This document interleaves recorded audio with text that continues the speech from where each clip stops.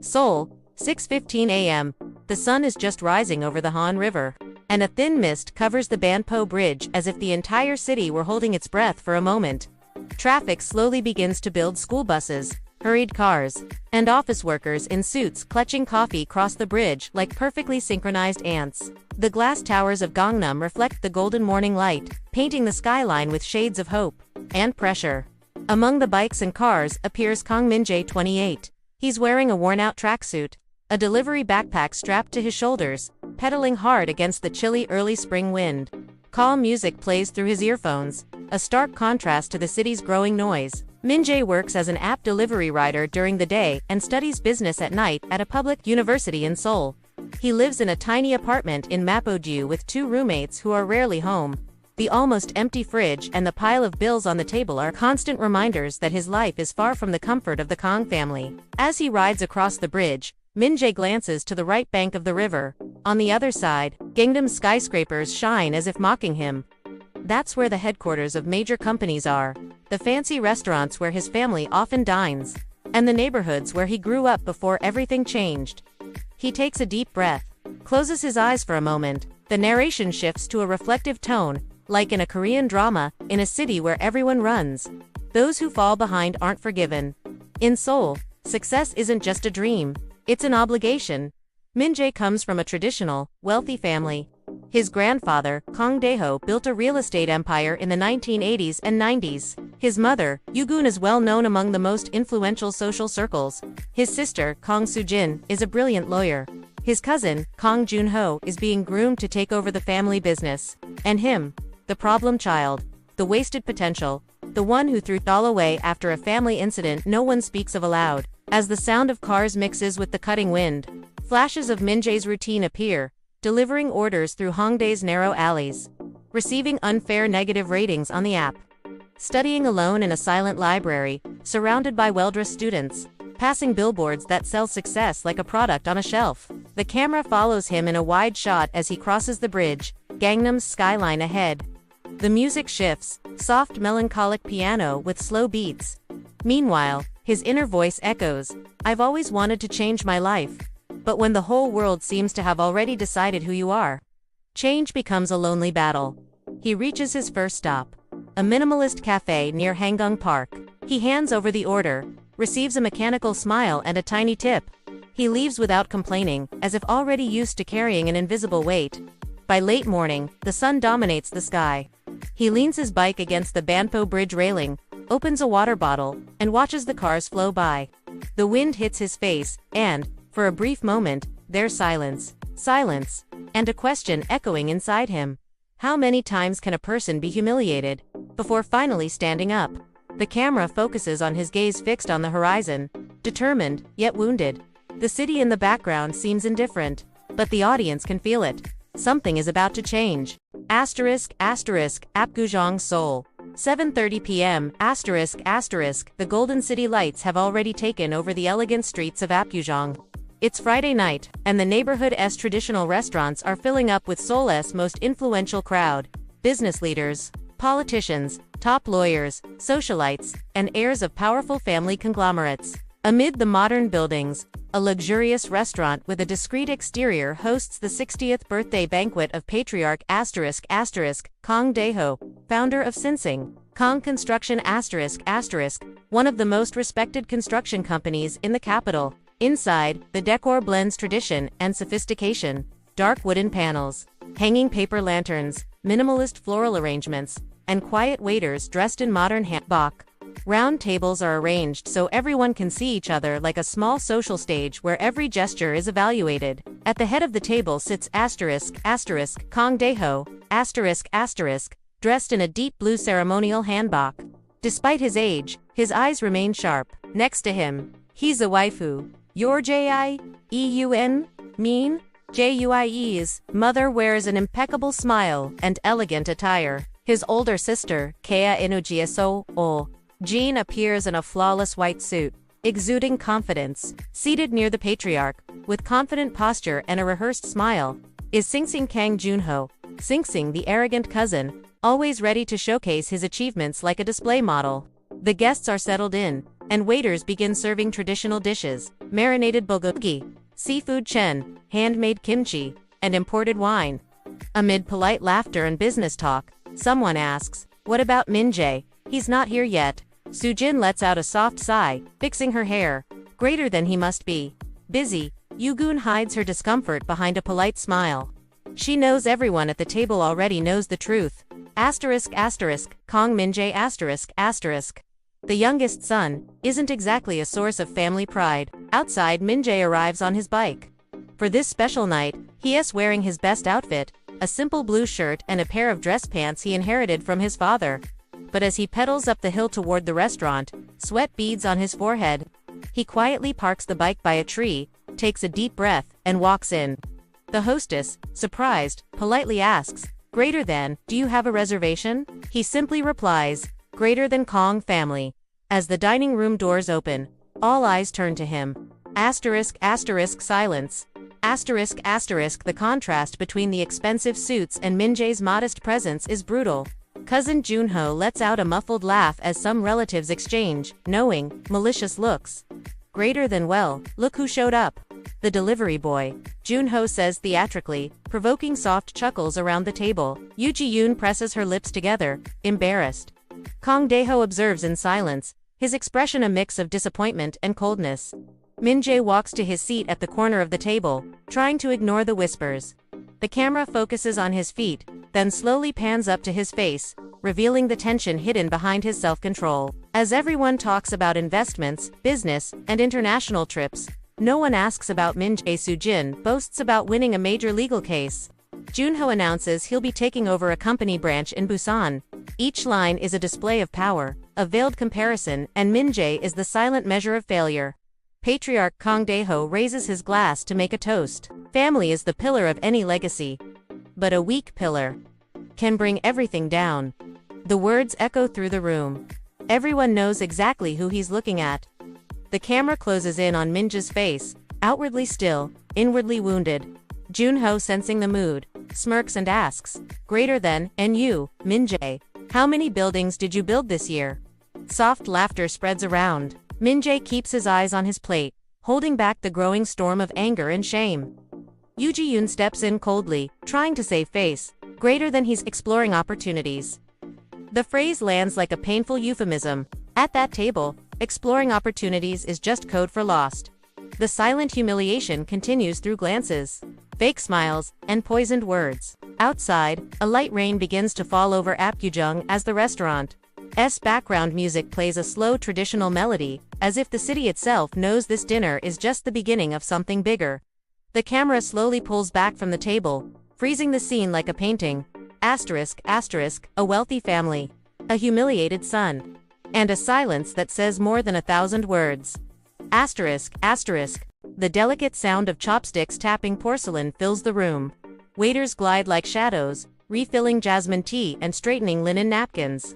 Outside, the rain now falls steadily over Apgujeong, turning the streetlights into golden streaks across the windows. Inside, however, the atmosphere is made of steel. Kang Junho clears his throat, seeking attention. "Grandpa, I prepared a video about our Busan expansion. I think everyone's going to love it." The screen in the corner lights up, rising graphs, gleaming skyscrapers and 3D renderings, slogans promising a new horizon for Kong construction. The table responds with perfectly timed applause. Kang Dae-ho tilts his chin in approval.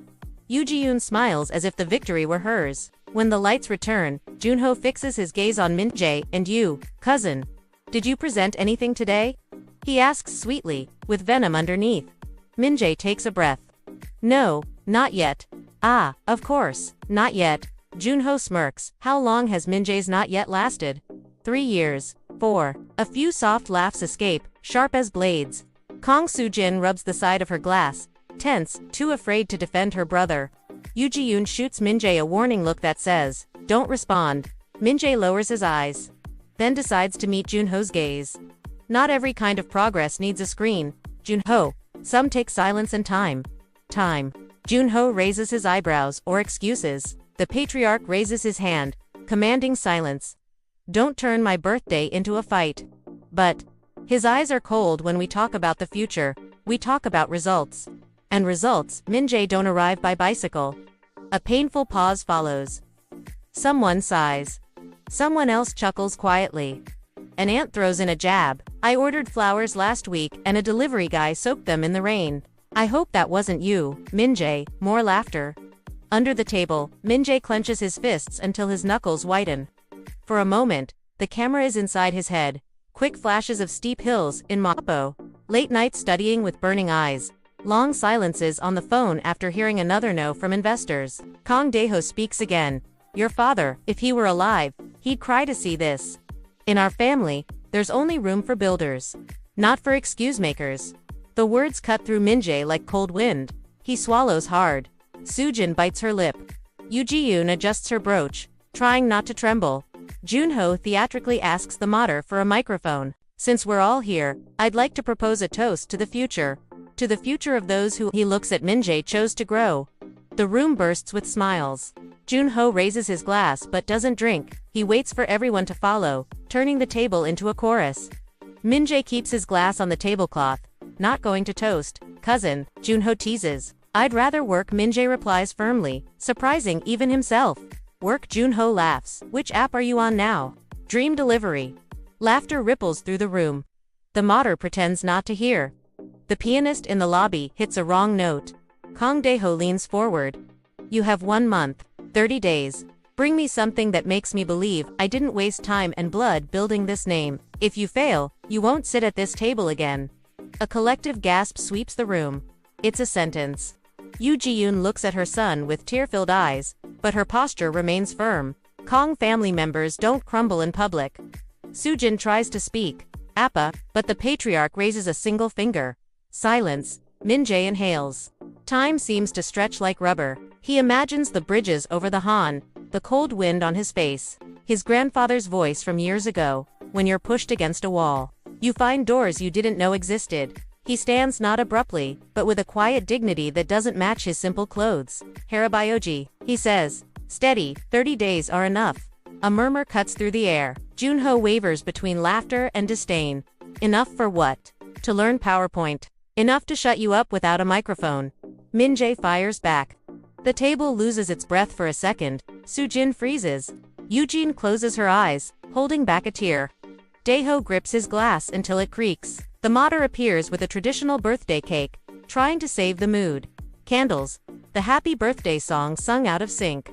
In the background, the rain grows heavier, beating against the window like applause from fate.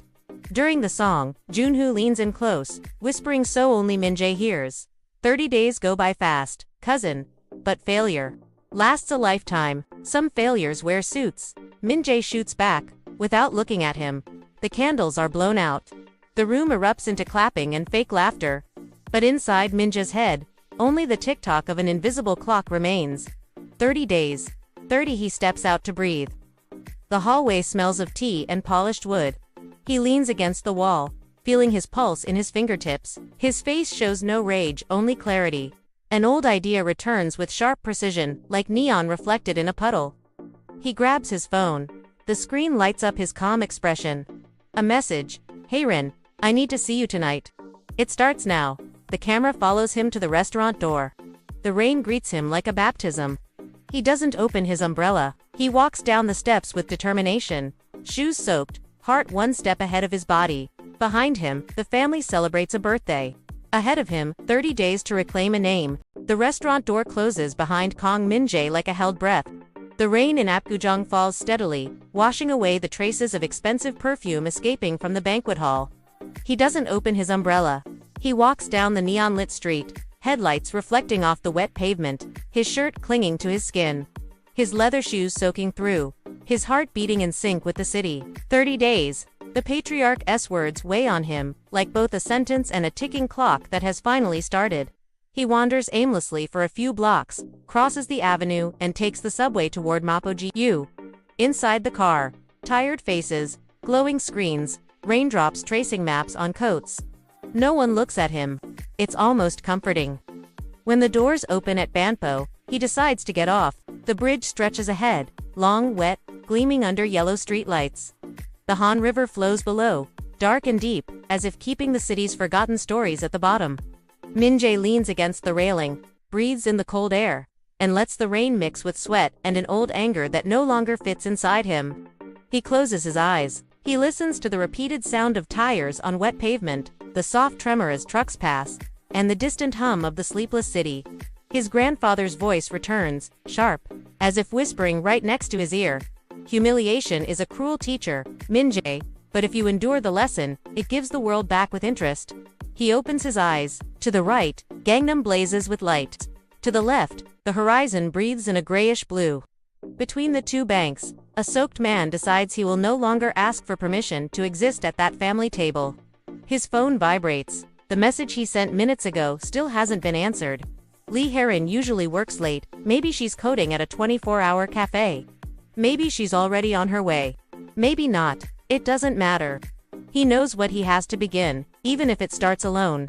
He pulls a wet notebook from his bag, opens it to a random page, and with a shaky pen writes, D30 Sustainable Urban Logistics Turnaround Plan. Underneath, he draws for uneven columns: problem, solution, proof, story, problem, congestion, delays, emissions. Small businesses losing customers due to unreliable deliveries, underpaid couriers, inefficient routes, high last-mile costs, frustrating consumers. Solution: a dynamic route engine that combines weather data, real-time traffic, parking clusters, bike lanes, and delivery windows. Neighborhood-based clustering. Microhubs in underused local stores. Encouraging green transport bikes and e-scooters. Proof: pilot in 2 districts, Mapo and Yeonam-dong. Metrics for average delivery time, customer satisfaction, cost per order reduction, estimated CO drop. Testimonials from shop owners. Story: start with his own, the delivery guy who knows the streets by heart, who mapped alleys, hills, and peak hours. Daily pain turned into algorithm. A pitch that doesn't apologize, it tells the truth. He closes the notebook, breathes and slips the pen back into his pocket. The rain suddenly feels less cold. On his phone screen, a reply pops up. Heyrin Mapokaf Sen Man, in Hongdae, I'll bring my laptop. You bring the courage. The corner of Min-jae's mouth almost forms a smile. He grabs a shared bike at the end of the bridge and starts pedaling. Tires splash through puddles. The wind pushes his fringe into his eyes, and the city turns into a string of blinking lights, like promises. At 10 a.m. CAF in Hongdae, the clock outside reads 10:47 p.m. The door chime rings softly. Warm lights, steaming cups, and scratched wooden tables fill the space, a place where many have tried and failed. Rihi, Rin, Waves, from the back, black tea, shatsu, hair tied up carelessly, dark circles earned between lines of code and stubborn dreams. You're soaked, she says, handing him a towel. I'm alive, he replies, and for the first time that night, he believes it. They pick a corner with an outlet. Heron opens her laptop, keys clicking fast. Talk, all of it. No filter. Min-jae pours out the dinner scene like dumping stones from his pockets. The patriarch's ultimatum. Junho's laughter, the 30-day deadline, the table that pushed him away. And forward. Then let's write what they never imagined you could, Heron says. A plan that breathes the city. She opens a blank canvas. Project Banpo. A bridge name. A crossing. First question. What actually hurts? The street decides. The app doesn't always keep up. The rider knows before the map. Perfect. Then our algorithm's foundation is real-time street feedback. Couriers as sensors, and microhubs in underused shops during off-peak hours, and a router that calculates possible windows, not perfect ones. Perfect doesn't exist in Seoul at 6 p.m. She types like she's weaving fabric. Diagrams appear. Arrows link ideas. Between espressos, they build the skeleton of something that fits in 30 days, not the whole world. Just the right MVP. Heron messages a designer friend at a Mapo co-working space. Need a logo plus pilot screen by tomorrow. He replies with a thunderbolt emoji. We're missing the proof, Min-jae notes. You already have it. She points at his delivery bag. Your data. Your routes. Your ratings. We'll extract everything and turn it into pain maps. Something familiar stirs in his chest. Not anger, but direction. He pulls out old route notebooks, crumpled receipts, saved screenshots. Chaos turns into spreadsheets. Spreadsheets into graphs. Graphs into story. Outside, the rain eases. The city reflects on the window as if trying to peek in. At 1:12 a.m., Hayren saves the first version of the document, D-29_manifesto_banpo.pdf. Min-jae holds his empty mug with both hands and silently reads the opening paragraph. We are the ones who know the streets by their smell. We know when the bridge jams before the app says so. The last mile is not a number, it's a human path. Seoul needs people who move through it with intelligence, not those who watch from a window. He closes the file and looks at Hayren. Thanks for believing first. I don't believe in you, she says with a crooked smile. I believe with you. The words drop into his chest like an anchor that, instead of weighing him down, allows him to sail. He scribbles in his notebook. D29, pilot Mapo Hyundai, 10 stores, 30 couriers.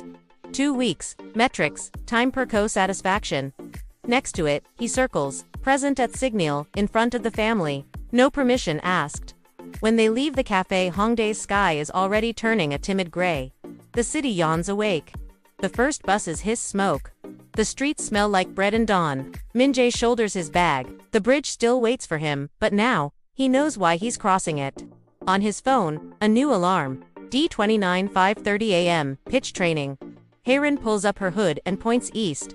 Let's go. CEO of Banpo. Seoul won't be surprised on its own. He lets out a quiet, firm laugh. Determined, the camera follows from behind as they walk against the morning wind. The city wakes up, and with it, a decision that cannot be undone. Location, National Library of Korea, Seoul Hongdae Cafes, Dald Mapo GU co-working spaces.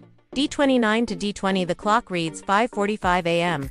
When Kong Min-jae wakes up, the alarm sounds different now. It's no longer a reminder of obligations. It's the sound of a countdown. 29 days.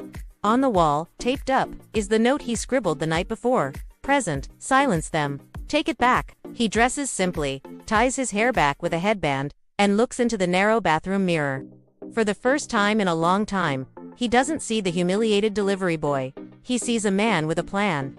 At dawn, Seoul is cold.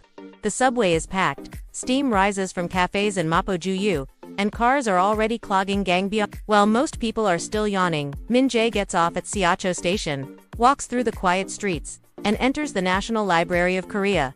The staff recognize him from his study nights. He always sat in the same corner between the economics and tech shelves. But this time, it's different. It's not about exam notes. It's about silent war plans. He opens his battered laptop and the rain-stained notebook. On a fresh page, he writes in big letters, Project Banpo, Smart Urban Logistics, and below it, 3 words, problem, solution, story. That S, how he decides to build the pitch that will change how his family and he himself sees him. In the following days, the city becomes his lab. He rides with a small GPS strapped to his handlebars, mapping real delivery routes in real time. The narrow alleys of Yeonnam-dong, the steep hills of Itaewon, the badly timed traffic lights in Gangnam. Every delivery becomes data. Every corner, an insight. He identifies patterns, calculates delivery windows, measures average times, and realizes something the powerful men at that dinner table will never understand. The real city isn't in reports. It's in wet streets and pulsing traffic. Hongdae 3 a.m. cafe at night. He meets again with Lee. The R. Sever Cafe is full of freelancers and young dreamers with dark circles and glowing laptops. It's there that the two of them set up their secret base. She brings her cutting-edge laptop. He brings a notebook full of messy sketches. She knows the code. He knows the streets. We'll build the smallest thing possible. That proves the most. She says, focused. MVP. He replies, exactly, no perfection, just real impact. They set clear milestones. D25. Functional app prototype D23. Real delivery tests in Mapo and Yeonnam-dong. D20. Internal presentation for mentors and potential investors. Hayren designs the first wireframes. Clean, simple screens, and interface any courier can use while pedaling. Our edge isn't looking pretty, she says. It's working better than any boardroom promise. Over the next days, the scenes unfold quickly, like a K-drama montage of a comeback arc. National Library. Min-jae studies successful Korean startup pitch decks, learns how to craft impactful stories, and jots down lines from famous CEOs as if memorizing a stage script. Mapo bike lanes. He tests the beta route system with Park Jinwoo, a fellow courier. They pedal under light rain, following prototype instructions. The result? Faster delivery times, happier customers. It's the first real sign the idea works. Mapo GU co-working space. Haerin introduces him to Professor Park Sang-woo, a former tech CEO turned volunteer mentor. With a sharp analytical gaze and calm voice, Park fires tough questions. How will you scale? How will you prove in 10 minutes that this is worth more than your last name? Min-jae answers with conviction, with data, and with truth. Professor Park smiles. Then bring me numbers. I'll teach you the rest. He agrees to mentor them with one condition. If you're going to do it right, or don't do it at all. From then on, their days take on a military rhythm. 5 o'clock pitch training.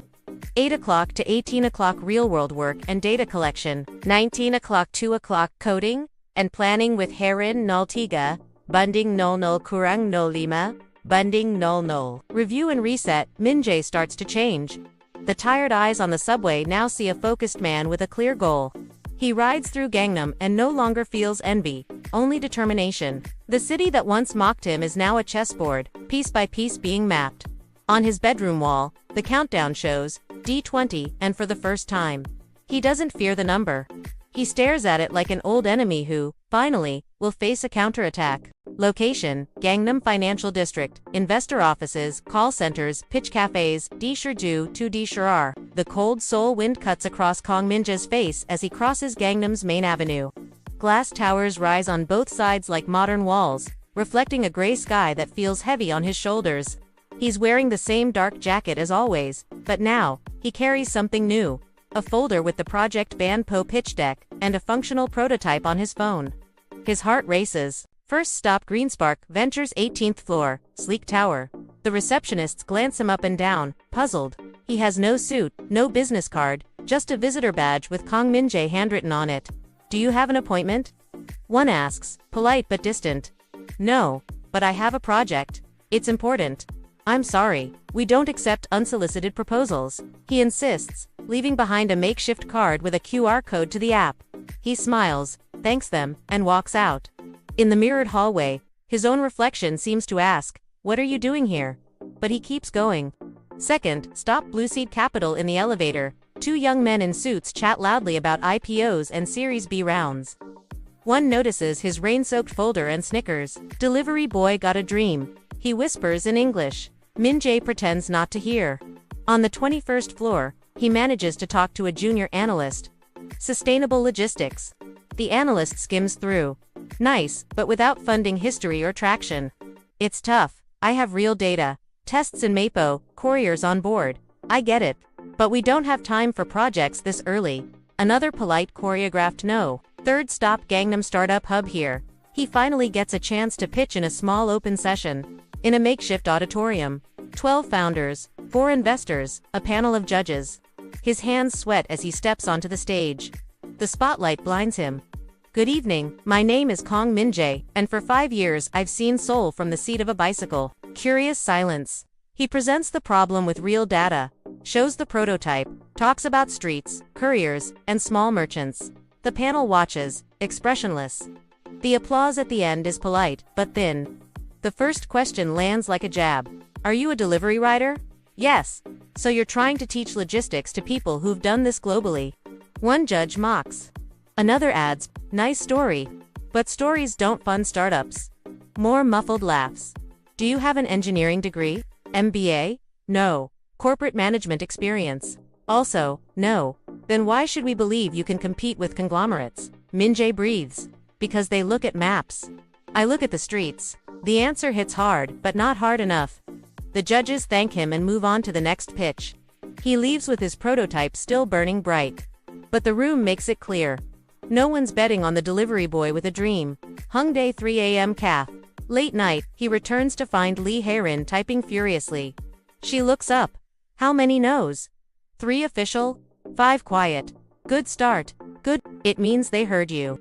Now we find someone who listens. They work through the night, reshaping the pitch.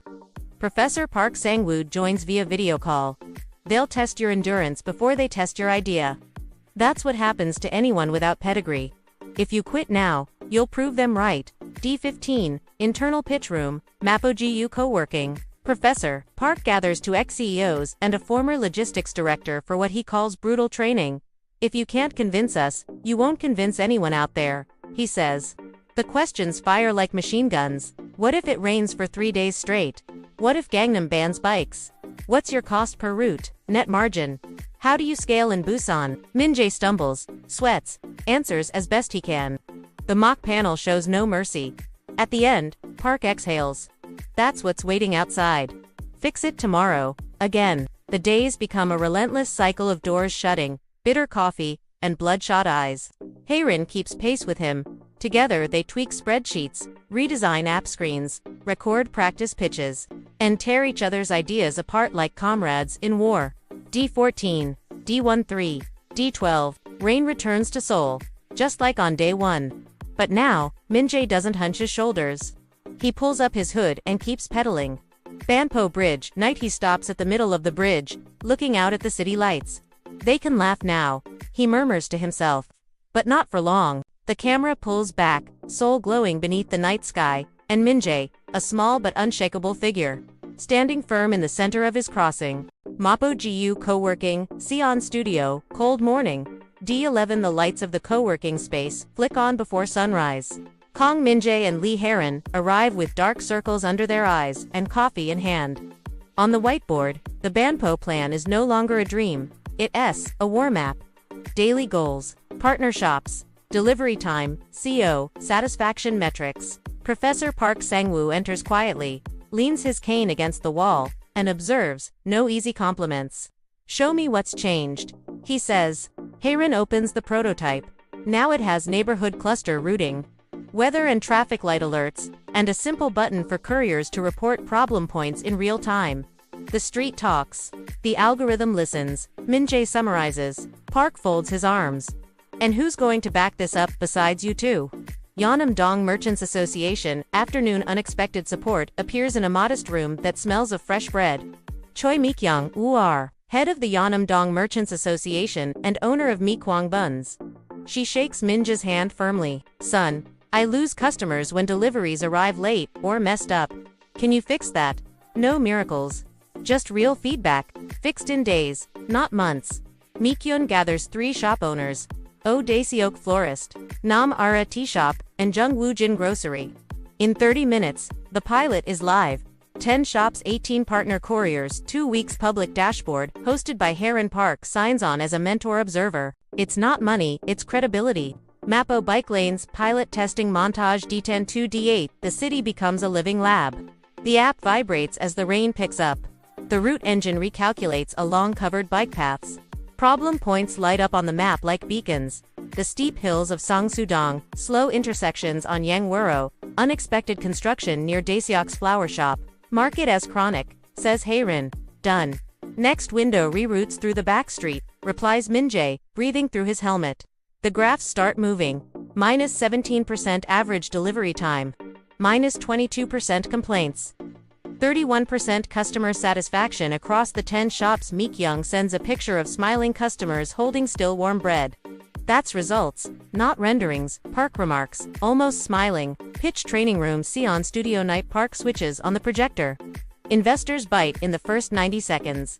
Again Min-jae steps onto a taped X on the floor, like a stage. He holds the clicker with hands that once carried delivery bags. I've seen Seoul from my handlebars for 5 years. Every minute of delay has a reason. We mapped those reasons and turned them into routes, real windows, and microhubs. Stop. Park raises his hand. You're asking for attention. Take it. Look them in the eye. Cut your words in half. Again. Again. Until his voice lands just right, not bitter, not cocky. True. Hongdae. 3 a.m. CAF early. D8. Amid code and spreadsheets. An email drops like thunder. Seoul Smart Mobility Lab. Interest in observing the Banpo pilot. Signed, Deputy Director Kim Taseok. The government's watching. Haerin's eyes widen. Observation isn't a contract, Park cautions, but it changes the room when you pitch. D7 People Alignment. Min-jae gathers the partner couriers in the alley behind the bakery. Park Jin Woo, Hanyana Cho Min-gu, and others. You are the heart of Banpo. If something breaks, hit this button and speak up. No route matters more than your safety. What if a customer complains? Yina asks. I answer first. If there's a mistake, it's mine. Warmth spreads in the morning chill. They roll out in a line, and suddenly the city feels less hostile. Mapo-ju Min-jae's apartment, early D6. In front of the mirror, he tries on a simple suit borrowed from Soo-jin. His sister came quietly, left the outfit at the door with a note. Go and speak. I'll handle things here. He touches the fabric like an old bridge. This isn't about becoming someone else. It's about letting them see who he has always been. See on studio rehearsal with test audience D5 afternoon. Park packs the room with tough friends, a former logistics director, an industry journalist, and Mikyung in her white apron. Treat this like Signal Seoul, he orders. The lights dim. Min-jae takes a breath. The last mile is human. This month, 10 shops. 18 couriers. Minus 17% delivery time. Plus 31% satisfaction. We don't sell promises, we deliver real windows and attentive ears. Silence. Then, hard questions. He answers with numbers. Then story. Then an invitation.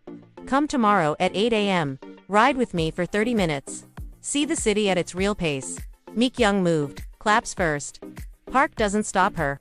Yeonam Dong-di for morning. Deputy Director Kim Tae-seok shows up quietly, in a cap. He pedals beside Min-jae for 20 minutes. He sees a broken traffic light, watches the app reroute, an elderly man crossing slowly, and the algorithm waiting patiently. Your app waits for people. Kim asks. It waits for Seoul. Min-jae answers. Kim smiles. Send me the report. I want to follow the next 30 days. Co-working, night, D3. Final tweak, event mode. The app cross-references public data to detect concerts in Hongdae, games at Jamsil, protests on Sejongdaro, and anticipates routes. Haerin stretches and lets out a tired laugh. You've got a product. And a story. Now go take back your name. Han River Banpo, Bridge Gate Dawn. D2 Min-jae stands with his bike, watching the water flow. The morning wind messes his hair, but not his resolve. His phone vibrates. A message from Yugun. Tomorrow, come early. Your grandfather invited important investors. He closes his eyes. The sting of that first dinner has faded, transformed into fuel. Thank you, Seoul, he whispers, for being harsher than my family. The camera slowly pulls away. Gentle strings rise. The city's light map pulses like a beating heart. The support has arrived. The evolution happened. Now all that's left is the leap. Location, Signal Seoul Hotel, Lot World Tower, Seoul. D-Day, 6 p.m. The glass elevator of Lot World Tower ascends in perfect silence. Outside, Seoul glimmers like an endless carpet of lights. Sliced in half by the Han River. Inside, Kang Min-jae grips the folder containing the Banpo project documents tightly. Beside him, Lee Haerin adjusts the laptop cables and takes a deep breath, trying to appear calm, but her eyes betray her anticipation. In the inner pocket of the borrowed suit is a small card with 3 scribbled words. Problem, solution, story. The elevator doors open onto the 76th floor. A luxurious hallway leads to the grand event hall. Crystal chandeliers, gray carpets, LED panels, and uniformed waiters moving in flawless choreography. Inside, the Kang family, investors, business leaders, and officials gather for the annual presentation night. A prestigious event celebrating patriarch Kang Daeho's legacy and unveiling the family's future projects. Main hall, 6:15 p.m. Tables are arranged in a semicircle facing the stage. The Kang Construction logo gleams on the big screen. The MC steps up.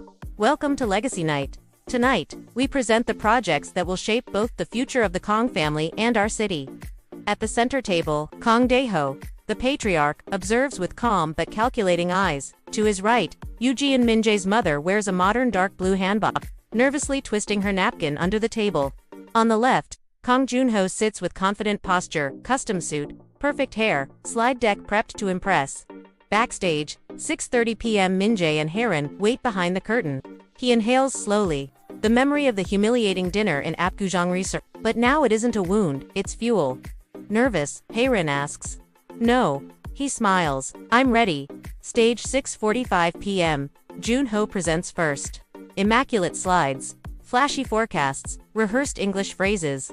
He promises expansion to Busan through cutting-edge technology and strategic global partnerships. The audience claps politely. The patriarch nods in satisfaction.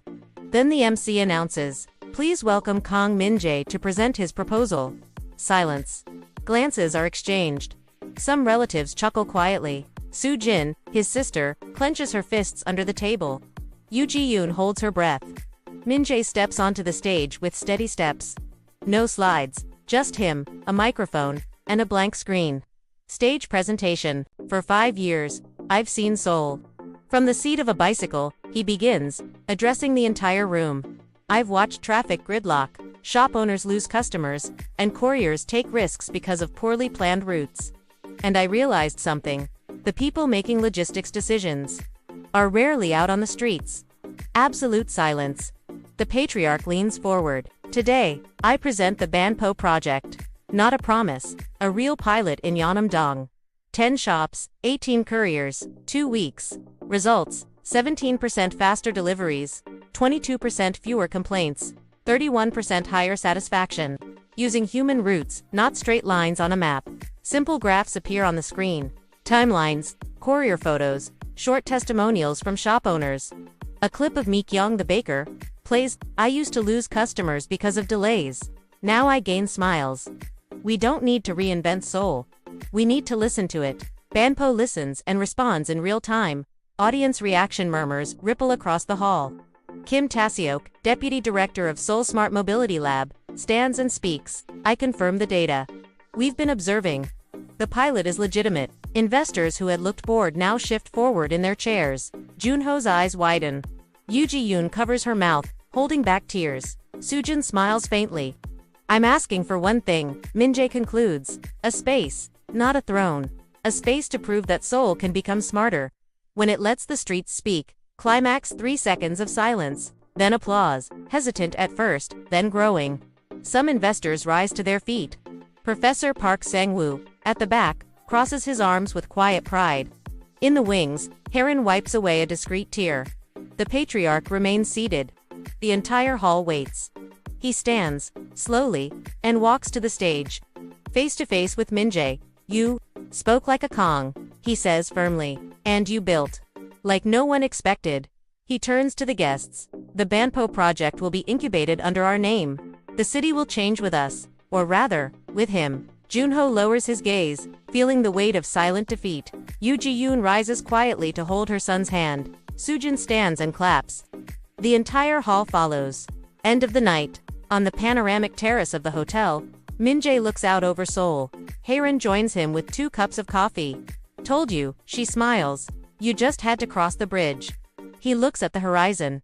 This time, the city doesn't seem distant. It feels earned. Location, Event Hall, Signiel Seoul Hotel. 8:10 p.m. night of the event. Applause echoes through the Golden Hall like waves. Kang Min-jae's face shines under the warm spotlights, not with nervous sweat, but with something far rarer, earned respect. Each clap carries weight. Investors, family members, even delivery riders standing quietly in the back. On the big screen, the simple Banpo project logo remains modest in design, but monumental in meaning tonight. Audience reactions in the front row. Kang Junho sits frozen, his rehearsed smile slowly evaporating. The camera lingers on his eyes, once proud, now hollow. The same stage he commanded with slides and polished English has just been taken over by someone with real data and a steady voice. Yoo Ji-yoon, Min-jae's mother, struggles to hold back tears. Her hands, once trembling with shame, now shake with emotion. She looks at her son with a blend of pride and silent regret. Kang Soo-jin, his sister, rises to her feet almost instinctively, her body reacting before her mind. She becomes the first in the family to give a standing ovation. Her gesture sets off a chain reaction. Uncles, aunts, cousins, executives. Even the skeptics know they're witnessing something historic. Stage silent confrontation. Min-jae steps down slowly from the stage, each step heavy with meaning. Halfway down, he crosses paths with Junho, who pretends to fix his tie to avoid eye contact. But Min-jae doesn't look away. For a moment, their eyes lock. You, Junho mutters, incredulous. You actually did it. I just did what you all said I couldn't, Min-jae replies calmly. You got lucky. No, I had the streets. He walks past, leaving Junho alone with his silence. Investors, behind the scenes near the buffet, 2 foreign investors chat in English. He's not just pitching. He's living the problem. Exactly, that's why it's solid. Data plus story. This is investable. Nearby. Deputy Director Kim Tae-seok of the Seoul Smart Mobility Lab shakes hands with Patriarch Kang Dae-ho. Seoul needs minds like his, He's years ahead of some public projects. The old Kong nods with a rare half-smile. He doesn't hand out praise easily, but in that look is something Min-jae has waited years for: recognition. The Kong family reconnection near the bar. Yoo Ji-yoon approaches her son slowly, afraid to spoil the moment with words. Min-jae, she says softly, voice trembling. He stops her gently, leaning his forehead against hers for a brief moment. No accusations. No long apologies. Just a look that says everything. I see you. Finally, I see you. Soo-jin hugs him awkwardly, like someone who's always wanted to, but didn't know how. I can't believe you trained your pitch in silence, hiding it from everyone. If I'd told you, you'd have stopped me, he laughs. True, she admits, laughing too. Junho the fall in the corner of the hall. Junho tries to recover by mingling with investors, but they're already moving on. One of them says bluntly, your project is ambitious, but empty. The words hit like stone. For the first time, Junho tastes the bitter flavor of genuine disinterest, the kind that can be fought with a last name or a polished smile. Back at the central table, the patriarch is standing, talking with Kim Taseok and Park Sang-woo. He doesn't look at Junho. The camera lingers on Junho's face, now dimmed. The room sound fades as if the world is pulling away. It's the classic K-drama defeat. Silent, public, no dramatic scolding needed. Panoramic terrace, Signal Seoul. Min-jae slips away from the hall to the terrace. The night view of Seoul is surreal, lights stretching endlessly, reflecting on the Han River like a starry mirror. The cold wind hits his face, familiar, the same wind from countless nights pedaling alone, but tonight, he's standing tall, and the city feels like it's looking back at him. Lee Heron appears beside him with 2 steaming coffees. CEO Banpo epic speech, she teases. It was just the truth. Truths, well told. Change rooms, she replies, handing him a cup. They stand side by side, silently gazing at the horizon. The tension between them is subtle, warm, the quiet bond of 2 allies who built something from nothing. Patriarch, final turn. Kang Dae-ho approaches slowly. Both Min-jae and Heron turn. For a moment, Min-jae feels like the unsure grandson again. The old man stops a meter away. I've always said our family was made to build. He says quietly. I built. From zero, Min-jae answers. The patriarch studies him, and for the first time, slightly bows his head. Not a hug, not a broad smile, but the highest sign of respect he can give. Cinematic ending, the camera slowly pulls back, framing Min-jae, Heron, and the patriarch against the vast Seoul skyline. The emotional score swells. The screen fades to black with the words, sometimes, the greatest revenge, is simply proving you could. Location, Banpo Bridge, Han River, dawn. 1 week after the event, the Seoul sky slowly turns a cool shade of blue. The shy morning sun reflects on the calm waters of the Han River. While the city awakens, cyclists cross the bridge, buses start their early routes, shop owners lift their metal shutters. In the middle of Banpo Bridge, Kang Min-jae stands with his old bicycle leaning against the railing. He's dressed simply, as always, but his expression is different. He holds a folder stamped with the Banpo project logo. Now officially recognized as an experimental subsidiary of Kong Construction. Inside, partnership contracts with 50 Yeonam-dong businesses. A letter of intent from the Seoul Smart Mobility Lab, and a proposal for a pilot expansion into Gangnam. The man who once pedaled through the rain as a delivery rider now carries the future in his hands. Quick flashbacks, the road here as he watches the water flow beneath the bridge. The camera intercuts silent flashes like a montage. The humiliating dinner in Apdujung. Late nights at 3 a.m. CAF with Lee Heron. The nose at investor offices. Delivery riders laughing through rainy test runs. The stage at Signal Seoul, the applause swelling. His grandfather's gaze. Finally bowed.